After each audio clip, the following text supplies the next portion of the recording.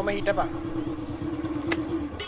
කෝ හෙල්මට් කොණ්ඩේ අවුලන නිසා දැම්මේ නෑ සර්. අනේ ඒකට කමක් නෑ. ඕවත් ප්‍රශ්නද? කොහෙද මේ යන්නේ? ටවුන් එකට සර්. අම්මා තාත්තා එහෙම සනීපෙන්ද? සනීපෙන් මතක් කරා කියන්න. හා වයස කීයද? කීයක් වගේද පේන්නේ? 22ක් වගේ? මට 28යි. අනේ ඇත්තද? ඒ කියන්නේ තව අවුරුදු 40 50ක් ජීවත් වෙන්න තියෙද්දි තමයි ඒක නැති කරගන්න හදන්නේ නේ. මොකද්ද සර්? මොකද්ද? හෙල්මට් එකක් දාගන්න නැතුව ගිහිල්ලා බයික් එකෙන් වැටලා ඔළුව බලාගත්තම ගෙදර යත් සනීපෙන් තමුණුත් සනීපෙන්. ඔය කොණ්ඩයක් නිසා ජීවිතේ නැති කරගන්නද හදන්නේ? සම්මත්ය. මෙයාට ලියන්න දඩයක් විශ්වසුම් නොමැතිව රිය දාවනය.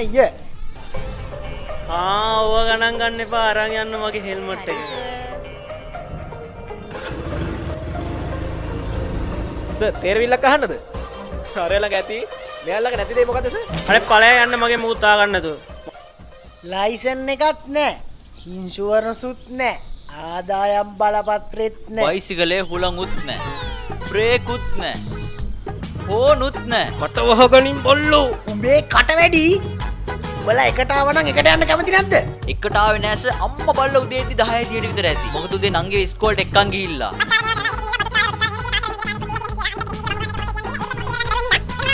උඹලගේ අම්මට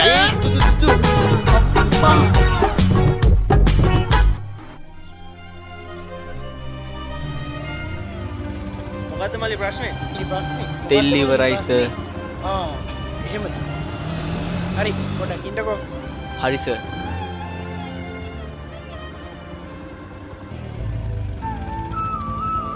මෙන්න මල්ලි තෙල් බෝතලේ. thank you sir. හරි නේද මල්ලි? එහෙනම් අපි ගිහින් අනේ සර් පොඩි උදව්වක් කරන්න සර්. කියන්න මේක මල්ලි. තල්ලු ස්ටාර්ට් සර්. පුළුවන් නම් තල්ලුවක් දාන්න. පොඩ්ඩක් ඉන්නකෝ. හරි සර්.